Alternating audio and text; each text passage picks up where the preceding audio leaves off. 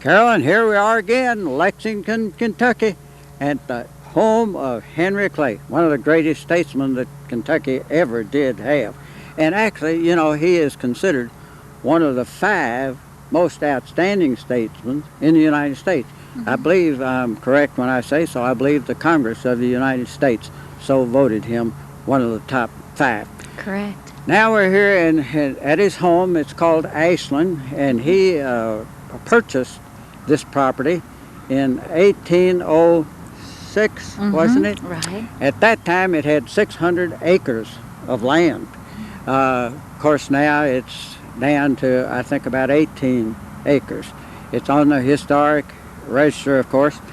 Actually, I must tell you this is not the home that he lived in, because the house that he lived in was finally torn down, I believe, a little after his death in 1852.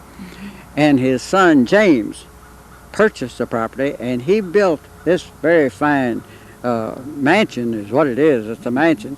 He built this mansion on the same foundation as the original house. Interesting. And even kept the same floor plan, isn't that correct? That's right, the same floor plan as the original house. It is a shame that the old house wasn't saved, but it was built with material, of course, over the years had deteriorated from 1806 or thereabouts until 1852. So, as I understand it, it needed a lot of repairs. But we're so thankful that this house has been saved. You know, they've just spent $1,400,000, I believe it is, in refurbishing this grand old mansion. Just this summer they finished it, and we're probably one of the first people that have been so honored to go inside. How about that? Great. Well, now, before we go inside, aren't we going to journey down to his old office? Yes, you know, it's not too far away. It's a great place. You know, that's where he practiced law, in Lexington, Kentucky. And it's one of those places that we definitely want to see. So let's go now. Okay, sounds good.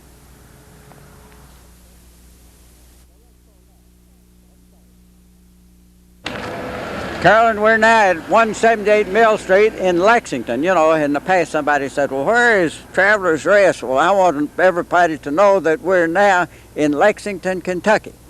And we're right across the street from a building that was used. It's the only building left that Henry Clay used as a law office here in Lexington.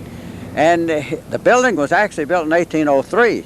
And he used it from 1804 to 1810 when he was here, and he was elected in successive terms for the legislature in Frankfort. And he also was appointed to a couple of unexpired terms of the United States Senate. It's a beautiful building over across the street, Carolyn, and I want you to tell us about the floors. Well, I understand that it has the original floors, and also something unique is it has the brick basement. A brick basement? How about that? They say that was one of the things the builders, it was characteristic of the builders back in those days. I'd love to be able to get in and see it, but I understand that we can't do that, but it is on the National Register of Historic Places. Yes, that's and right. it's presently owned by the state, correct? It's owned by the state, and it's on the National Register of Historic Places. But I am surprised that there's nobody in there, nobody attending the building. We've tried to get in, of course, and the lady next door at the First Presbyterian Church here, by the way, it's Magruder's church, Carolyn, and she was very nice to us, and she said, no, there isn't anybody there, but the state does own it, and it is so important. I hope they'll always preserve it, because think of that. Henry Clay, one of the greatest statesmen in the United States, started, you might say, right there. It looks like it's in good repair. Someone is taking good care of it. Somebody has fixed it up real nice. Okay, I tell you what let's do. Let's go now to Ashland, the home of Henry Clay. And okay? Check out his home. Let's go. All right.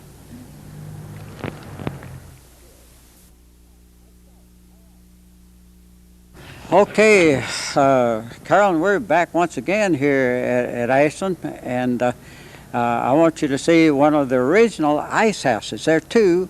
This is one of the original ones that Henry Clay used when he lived here many years ago, you know. And that's very interesting since it is one of the original pieces that's here. Now, also, Carolyn, I want you to see the coach that Henry Clay actually rode in. This coach, isn't it a beautiful thing to see? Gorgeous. And that belonged to Henry Clay, and Henry Clay actually rode in that coach about, I believe it was about 1935 or so. You tell us the story. Well, you know that story better than I do. I believe on November 20th of 1833, Henry Clay visited the city of Newark, New Jersey by invitation of its leading citizens. He was popular there because he advocated protective tariffs.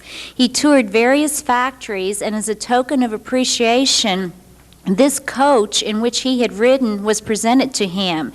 It was used by him until his death in 1852 and remained at Ashland until 1874, when it was then purchased.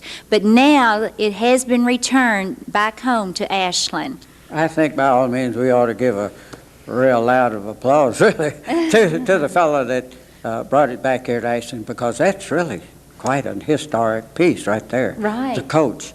And isn't it a beautiful thing? Look where the high spot that the driver sat up there, and it has windows on it and so forth. Beautiful. Isn't it a beautiful thing? I imagine the restoration itself cost quite a fortune. I imagine. And did you notice a little shelf on the back of the coach where I guess they put a lot of their baggage, see, in back? Right. Oh, mercy. I'd be willing to ride back there. Oh! On a cold day like today, I believe I'd rather be on inside of the coach. Let's go inside. What do you say? Okay, it may be warmer in there too. Before we go inside, Carolyn, however, I would like to take you by the privy. It's really something to see. Okay.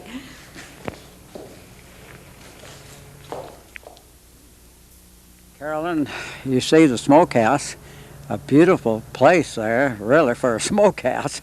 But, you know, they used to string up hams and smoke them in there. And you know, that's the way Kentucky, I guess, became famous for old hams, because sometimes they'd keep them in there for as long as 2 years. Because a lot of people tell me, oh, you must keep it longer than a year. You must keep it 2 years to be real good Kentucky old ham. I guess salting it down in there would preserve it. Oh, yes, that's right. And there's not anything much better than old ham and beaten biscuits. Sounds good. And over here now is something really different. This is called, Carolyn, the privy. Of course, you know that in the olden days they didn't have inside plumbing. So you'd come out here, and these privies, I've read something about it, are 16 feet deep.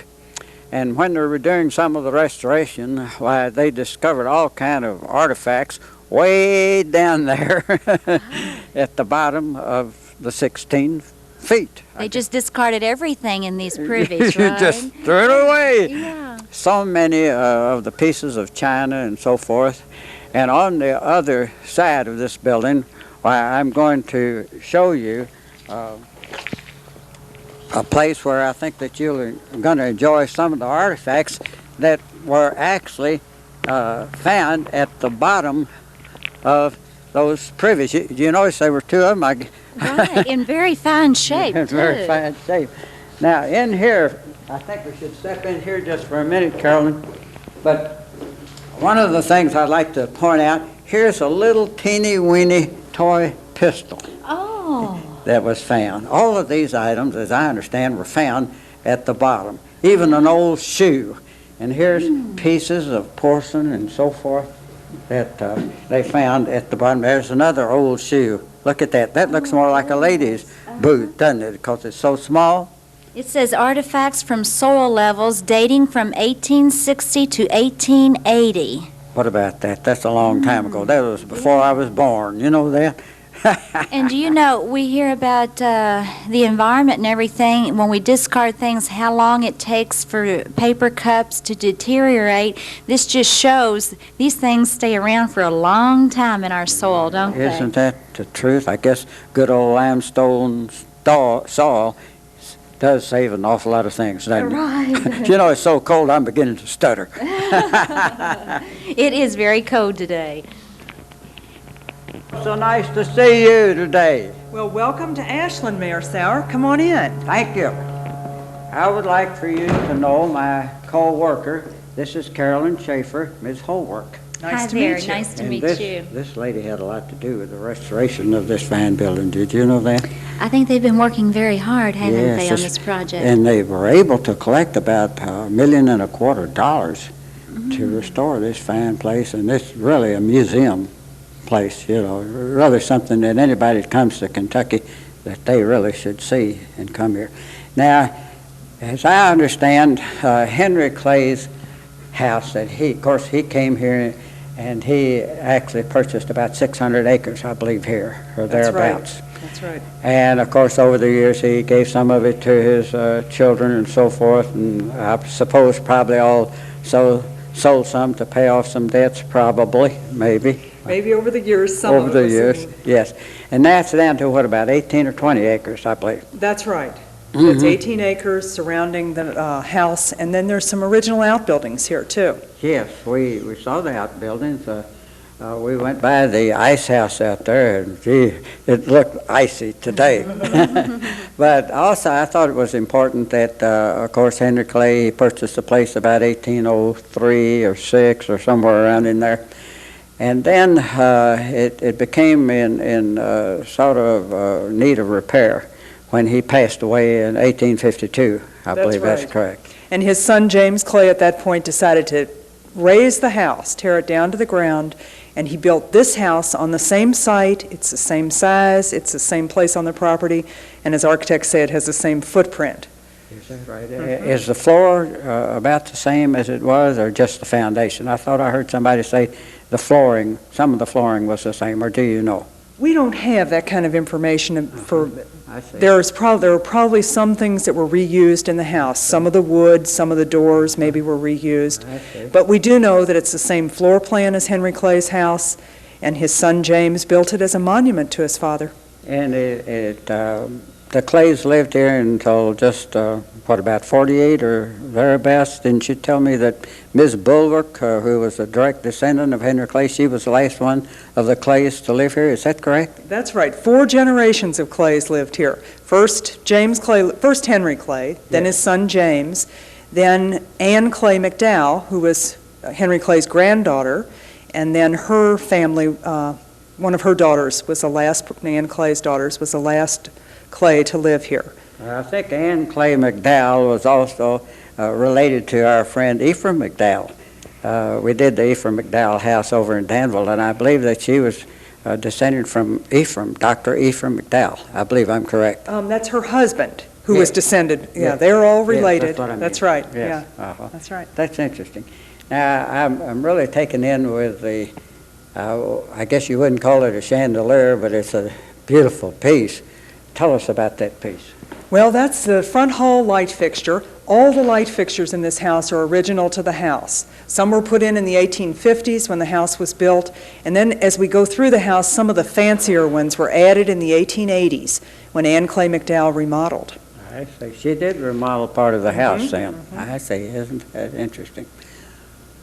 And the stairway, I guess it almost has to be original of the house when James remodeled. Well, now that's interesting that you should say that, because that's one of the main things Anne Clay McDowell did when she remodeled. She took out a spiral or elliptical staircase and put in that heavy, it's called an Eastlake staircase in style. And that was one of the biggest changes she made in the house in the 1880s when she lived here. Okay. And that's the period we've restored the house Sure. to. Tell me, do you know exactly how that spiral staircase, did it go up one side and up the other, or do you have any record of how that Well, spiral? the record of how that looked is, the only thing we have left is the window on the roof, which lit it. Oh. And you can imagine the size and the shape of the Whoa, staircase from the yes. window Must when you have go been. up to the second floor. It was Uh-huh. just a single a single staircase, and it only went up to the second floor, we think. Only to the second Uh-huh. floor? Not all the way to the attic. Well, you know, in the olden days, in some of the old houses, you know, You had to pull down a little trap door and then reach up there and get a ladder if you wanted to go up into the attic. And I guess maybe that's what they did probably here way back there in the olden days, yes. I would appreciate it very much if you take us on a little tour of the downtown, or downstairs and upstairs too if we can. And then what we would like to do, we would like to sit down someplace in here if you will let us, and then we would like to talk about the life of Henry Clay a little bit. Well, that sounds fine. Let's start here in the front hall. Good. Let's Okay. do it. The front hall, as I said, was remodeled some by Anne Clay McDowell when she lived here. She changed that staircase, and she changed the first floor room arrangement a little bit too. She put parquet down on the floor here in the front hall and in the drawing room. These are the historic colors of the front hall. This is Pompeian red on the wall, and the center medallion and the cornice have copper in the paint, and that's what makes them look that metallic, have that metallic glow. The arrangement of the art objects in the house, we used an album that Anne Clay McDowell made after she finished her work here in the house, and we rearranged everything to the period that she lived here. When we looked through her photo album, we realized we had almost everything that she had owned in the museum's collection. And so the art and these racks, animal horn racks, were all arranged back in the house after the restoration to the way Anne Clay McDowell lived here in the 1880s. Yes. And who is the lady just above the steps? That is Lucretia Hart Clay, Mrs. Henry Clay. Mrs. Henry Clay. And that's where Anne Clay McDowell hung her grandmother. I see. Great-grandmother, that would be, wouldn't it? Yes. Yes. Yeah. 4 generations of Clay family lived here, and we have in the museum's collection things from all 4 of those generations. This large painting over here on the wall of the Washington family, that was a gift to Mrs. Henry Clay when Henry Clay was running for the presidency. The artist hoped that the Clays would hang it in the White House and he'd become famous. Unfortunately, they never made it to the White House. Henry Clay lost the presidency 3 times. Above the mantel there hangs a diamond dust-backed mirror. It's been hanging there since about 1860.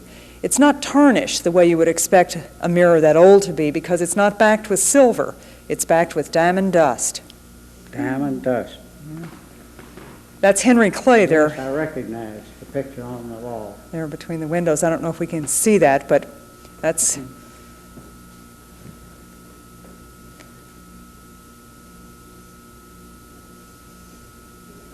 Now, when James Clay was building this house, he traveled to New York to buy furniture and fixtures for the house. He bought 12 marble mantelpieces. They're all different. They're all different kinds of marble, and some different, very unusual colors, too. This one here in the drawing room is probably the most elaborate. I suppose that this is probably where they invited their guests to come in.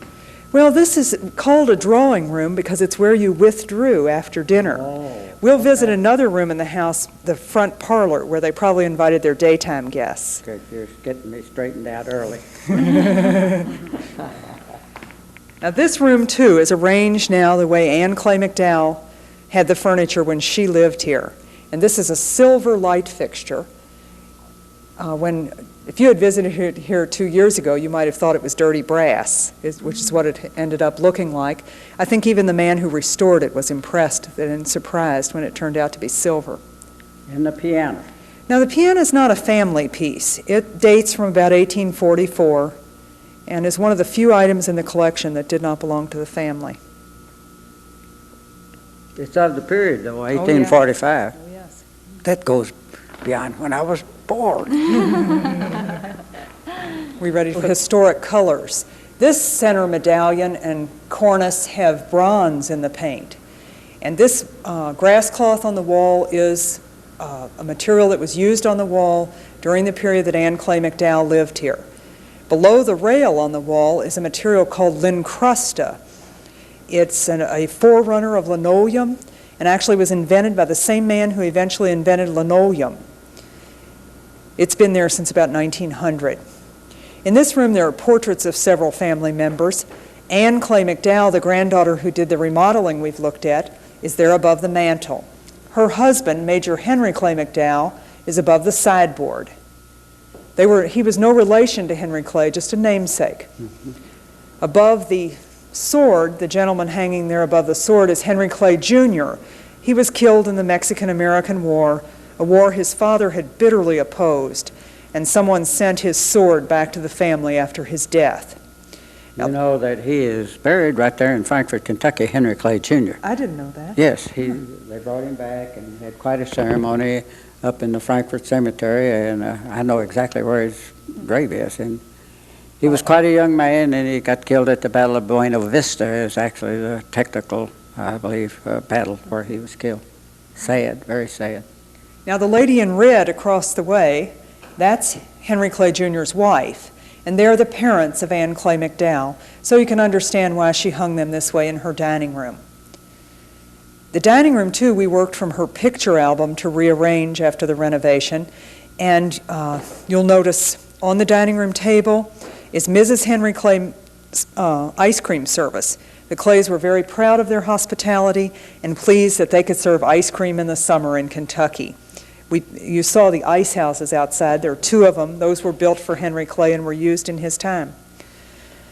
Yes, you know, those ice houses are very important pieces because I remember years ago when I used to visit on a farm, I was amazed that, you know, in the hot summer, you could go down in there and you could still get some ice because they had put all kind of hay and straw and everything on top of the ice, and then around the side of the ice and so forth, they'd have the milk, butter, and what have you know, that's stored all during the summer. All visitors love those here at Ashland. Oh, yes. They're always intrigued by how did it work. Yeah. You might be surprised to see a safe here in the dining room. Yeah. Over there by the door, that's where Anne Clay McDowell kept it. In fact, when we brought it in after the renovation, the movers had it on a big heavy dolly, and when they took it off the dolly, they could feel right where to put it because the floor has sunk beneath it. It's been there so long. Before we leave the room, let me tell you about these banquet ends here. The two tables that are against the wall in this room fit onto the main dining room table. The leaf that's back against the wall attaches to each end of the dining room table, and when you put it all together and spread it all out, you have a 3-pedestal table that'll seat 20. 20 people. I was just going to ask Ms. Helwerk, I suppose that probably you had to have the kitchen on the outside of this building someplace. I know at Liberty Hall, they used to tell us the fact that the kitchen was on the outside because of the danger of fire. Well, now that is one thing that's a little different here at Ashland, though we're not sure because that wing of the house has been remodeled many times in the life of the family here. But we think that the kitchen was actually built inside the house when James Clay built it. There's a very large fireplace back in one of the rooms, and a big iron stove would have been inside that fireplace. Now, of course, in Henry Clay's time here, you're right about the kitchen arrangement, and it was straight from the back of the house, straight out back. We know that from archaeology. You're full of history. We enjoy it. Now, if you visited Ashland in the daytime, this is the room you would be received in. We call it now the Red Parlor. This furniture in this room is the furniture that James Clay purchased for the drawing room. I guess it was out of fashion by the time Anne Clay moved in here, or maybe she didn't have it. But we've put it here in this Red Parlor. It's Belter furniture. It's some of the most famous furniture in our collection. The architect who designed the house, Thomas Lewinsky, designed the furniture for the house. James Clay took those designs to New York, had the Belter Company make this set of furniture for him, and then the company sold other sets of the same furniture and called it the Ashland or the Henry Clay pattern. Above the mantel in this room, that's Nanette Price Smith, a niece of Mrs. Henry Clay, and it's by famous portrait artist Matthew Jewett. Oh, yes. We know about Matthew Jewett. We have some pieces at the Kentucky Historical Society. Yes, indeed we do. Of course, you know we have a large picture of Henry Clay down there at the old Capitol. You know that, I hope. Oh, I do. You've been there. I know where all of Henry Clay's portraits almost in the state are. Yeah. Now, I notice that you have a real nice, is that marble fireplace also? That's another piece of marble. And let me ask you another question. This may be a tough question. What did they do for heat? This house was built to be heated with coal burning fireplaces. That's why the fireplaces are so shallow. And they burned coal here all the way up into the time when people lived here. Let me tell you about the wallpaper in here. Oh, yes. Now, below the railing, that's historic wallpaper. That wallpaper was put on around 1890, and it had been, before the restoration, it had been painted lots of times. Well, a paper expert came in here this winter, George Cunha and Tom Pennybaker, and the two of them figured out how to get the paint off of that paper, and you'll notice it is designed to look like stamped leather. Mm-hmm. Above the railing in this room and in the rest of the wallpaper that we'll see in the house is period appropriate. We know these walls had been papered. We know they had been papered in this fashion with coming down to the picture rail that way, a border. But we didn't have any evidence of what kind of paper there was. So the restoration project hired a design historian, Gail Caskey-Winkler from Philadelphia, and she made appropriate wallpaper selections for all the rooms in the house. And I think you have to agree, considering our collection was in storage, she made some pretty choices to go with Ashland. Beautiful choice. Beautiful choice. One of the interesting features is these pocket shutters. Almost every window in the house can be covered this way, and it even hooks shut. All these are original to the house, and almost every window has them. I'm sure in the winter it was important to the house and to its occupants to stay warm, and these shutters offer a lot of insulation. You can see how they work. Most unusual. Most unusual shutters. Sometimes people on a tour here ask me if these are cabinets, because the window frame even is constructed to contain the shutters. So see, they will fit flush back in. And Notice how they telescope back in Mhm. on the side. And what type of wood are they made of? well, now when you get into this part of the house, they're pine and poplar, and they're painted to look like ash. In the front part of the house, the wood is much finer, and it's oak and ash and walnut. But when you get into the wings and the second floor of this house, the wood is grain painted to look like oak or ash.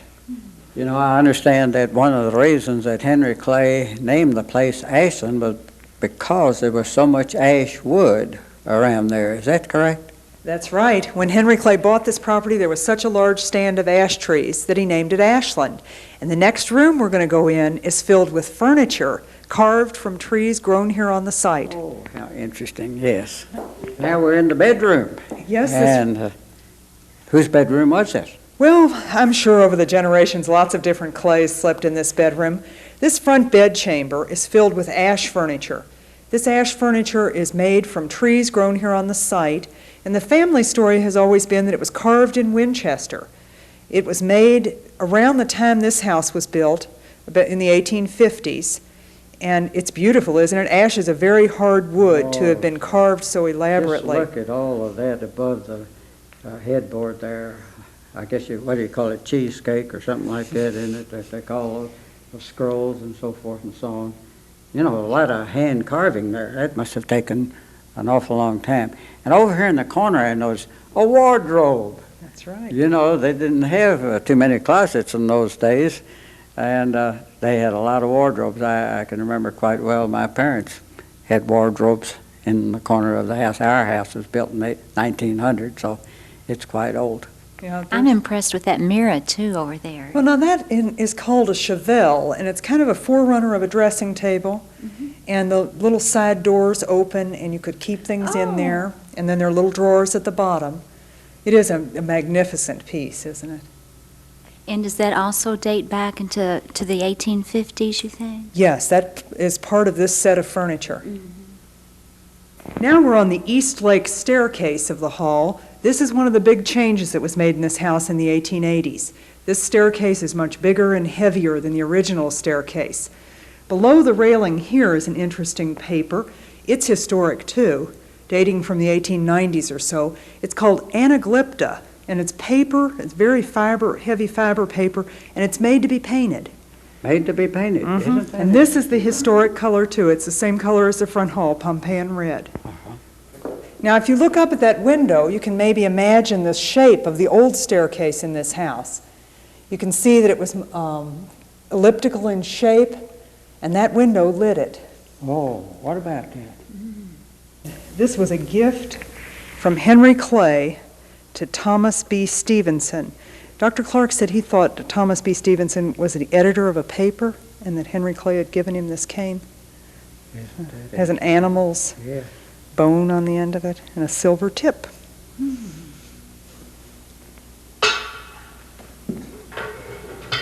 Now, Miss Holbrook, how about the trunk? That looks like an old trunk. Well, that's one of Henry Clay's travel trunks. What about that? You know, Henry Clay did a lot of traveling in his life, and it took a long time to get back and forth to Washington, and he also spent a lot of time in Europe, and so I imagine he had quite a few travel trunks.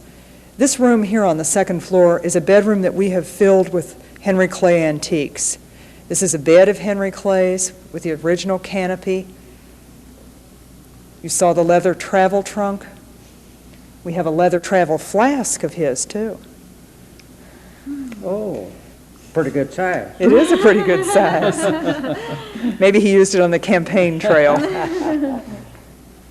You know, Carolyn, Henry Clay really raised quite a few fine thoroughbred racehorses. And on the estate here, he also had his own private racetrack. Oh, great. So he trained these horses and had many winners, as you can see. And I'm sure that even our good friend Miss Holbrook could maybe fill us in on. Tell us about it, huh? Yeah. Okay. Well, we're in the new museum room at Ashland now.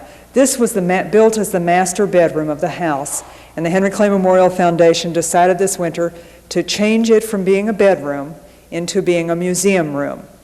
And you're looking at Ashland as a horse farm, the exhibit here. Many people, even Lexingtonians, have forgotten that Ashland was a very prosperous and very successful horse farm. Henry Clay had 3 main mares, from whom came, back over the years, 12 Derby winners. Is that so? 12 Derby winners. I didn't know that. All the way up to 1982 with Gato de Saul was related to a descendant of one of Henry Clay's horses. I didn't know that. Yeah. Carolyn, I thought we'd come into this real nice director's room here at the Ashland, the home of Henry Clay. I thought maybe we'd talk a little bit about the life of Henry Clay. You know, he was born, I believe, in 1877. He was one of, he was one of, how many children did he have? Was it 7? I've forgotten, Mayor. Sorry, I'm not sure. Well, he was one of many children, really, and he actually was born up near, up in Virginia, and he came.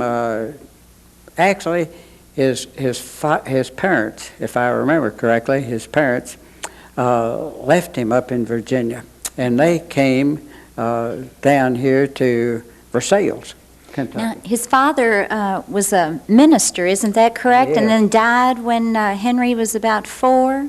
That's right. His father was a minister, and however, the family moved here, and they left Henry up there, and they left him to study under the famous George Weiss, I believe the fellow's name was. He was quite a famous lawyer, student, and teacher.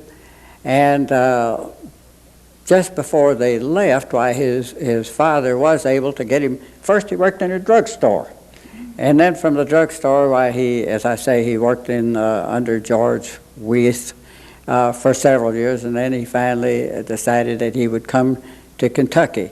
First, when he came to Kentucky, why he visited his parents in Versailles. In the meantime, his mother had married a fellow by the name of Watkins, Captain Watkins, and he was quite a fine person.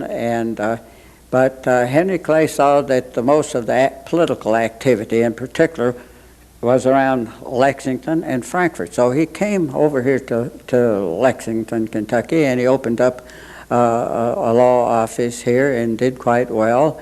And it wasn't too long until he was elected to the Kentucky legislature, and he served well. Then he, as I have said before, he was appointed to the unexpired terms of a couple of United States senators who had resigned.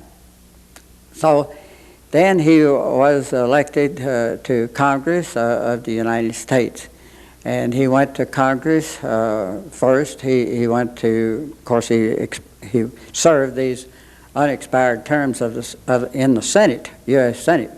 But he came back and you know, the Senate of the United States, I believe he felt like that it was a little stiff, a little more formal. There wasn't quite as much action, so to speak. He liked action. He felt like that in the House of Representatives, that's where the people were, and that's where things really seemed to happen. Seemed to, at that time, things really got done in the House, whereas the Senate took more time and deliberation and so forth. So he liked to serve in the House of Representatives. As a matter of fact, he served as Speaker of the House of Representatives of the United States Congress longer than any man during the 19th century. Now that's quite a record for him. Impressive. And of course he ran into some opposition. I think some of the people were a little bit jealous of Henry Clay, and of course he probably didn't care for some people himself. He was full of wit and pep, vim, and vinegar with a little sarcasm, and he was a great orator. There's no question about that.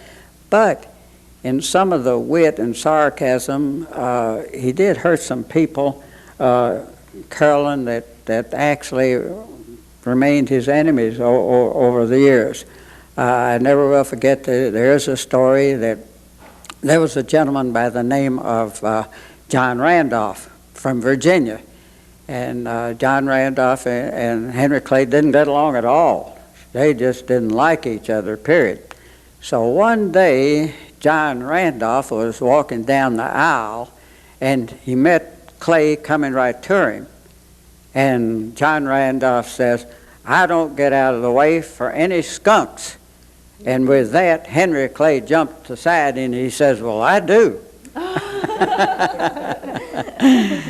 So he did. He served in the Senate and in the House, back and forth and back and forth. But as I say, he liked to serve in the House more. Finally, he backed John Quincy Adams for President of the United States over Andrew Jackson. That may have been a mistake, because from that time on, Andrew Jackson, so to speak, really had it in for Clay, and he opposed Clay on almost every issue and almost every election. You know, Henry Clay ran for President of the United States. He was nominated and ran 3 times. I believe the first time was in 1824. Then the next time, I believe, was about 8 years later, in 1832, and the last time was in 1840 or 44. He was asked to run in 1848, but because of his age, why, he declined and he wasn't nominated. Of course, like I say, he backed John Quincy Adams for President of the United States, and John Quincy Adams won. John Quincy Adams named him as Secretary of State, and he was also appointed to go to and represent the United States along with three other commissioners, and John Quincy Adams also was there. And they, at the Treaty of Ghent, they did sign a peace treaty with the British, ending the War of 1812. In a way, he sort of had a sad ending, because he was such a brilliant man. He was for the people, and as I have said before, he is recognized by a lot of historians over the years that he was one of the greatest men that ever served in the Congress of the United States. But towards the end, he became sick. Of course, he came home. He tried to recuperate here at Ashland, and he thought in 1851 he needed to go back to Congress. He did go back. He had a hard time making the trip, and when he got back in 1851. He was a sick man, really. He was spitting up blood. The doctors examined him, and they kept telling Henry Clay, there's not anything wrong with your lungs whatsoever, and we think that we can cure you. Well, they tried everything, of course. But finally, he sent for his son Thomas to come immediately. He knew that he was sick. He said, if I can ever get back to Ashland, my home, I don't want to ever leave Ashland again. But sad to say, Thomas, his son, did come to Washington, D.C., and he never really recovered from that. I suppose you can say that he had TB. Lots of times in those days they called it TB or tuberculosis, or they'd call it dropsy, or there were 2 or 3 names. They weren't real sure what he had, I believe. I believe most historians will say he probably had tuberculosis because he kept spitting up a great amount of blood. He had a hard time breathing, did a lot of coughing, and I think a lot of the times he had to sit up in bed. But Thomas did come, as I have said, and he went to his hotel room and stayed with him and saw that he wasn't going to make it. And finally, Henry Clay said, I don't believe I'm going to make it, Thomas. So he called him over. He was in bed, and one of the last words he said was, I'd like to have a drink of water. So Thomas brought him a drink of water and helped him with the drink. And in a few minutes, Henry Clay went over and he grabbed his son's, Thomas's hand, and squeezed it as hard as he could. And all of a sudden, there was a release, and he was gone. And that happened, I believe it's in July, I believe maybe it was July the 26th in 1852. I know it was in 1852. I'm not real sure about it. Was it in July? I think that it was. Well, I'm positive. I'm not real sure about the date, but I know it was in July of 1852. But he died in Washington. He died in Washington, D.C., and he came back. They brought him back. He wanted to come back home. Another interesting little tidbit is that before he went back to Washington the last time, he made his will. He went out to the Lexington Cemetery, and he got together with the superintendent of the Lexington Cemetery. I believe his name was A.T. I forgot now what his last name was, but anyway, the superintendent of the Lexington Cemetery talked to him, and Henry Clay said that he was interested in 4 graves. Well, it just so happened, before he finally made the deal, it just so happened that there was a fellow by the name of John Lutz who had great admiration for Henry Clay. So he also had been one of the men that had helped lay out the Lexington Cemetery. And for the job that he did in laying out that beautiful cemetery, they had told him that he could have 4 lots. So he gave Henry Clay 4 lots in the cemetery at Lexington, and he acknowledged it with great admiration for John Lutz, who gave it to him. He did, as I've said, he went back to Washington, D.C., but they finally brought him back to Lexington, and he's buried at the Lexington Cemetery. As you well know, we've been to the Lexington Cemetery. We've seen the marvelous monument there, and we want to end maybe a little bit later, but we do want, I think a nice ending would be when you read the inscription that is on the sarcophagus there in the vault. I do want to take this time that we do want to thank our hostess. She's been so lovely to us this afternoon. Ms. Holbrook has been just great. We want to thank her for the hospitality, for her talent and history and showing us around. You know, I think I know a whole lot more about Henry Clay than I did before I came here. It's been very informative and very enjoyable. Thank you. Well, thank you, and I hope everybody who sees this program, if they get a chance to visit Ashland, does. It's beautiful after the renovation, and I think anybody would enjoy coming to visit us, and you can learn a little more about Henry Clay. Can you tell us when the house is open? Well, presently we're only open on the weekends. We're open Saturday from 10 to 4:30 and Sunday from 1 to 4:30. Then we'll continue that schedule until January. We're closed the month of January, and beginning February 1st, we'll be open Tuesday to Saturday, 10 to 4:30, and Sunday afternoon. So we would welcome any visitors and be glad to give you all some of what we know about Henry Clay.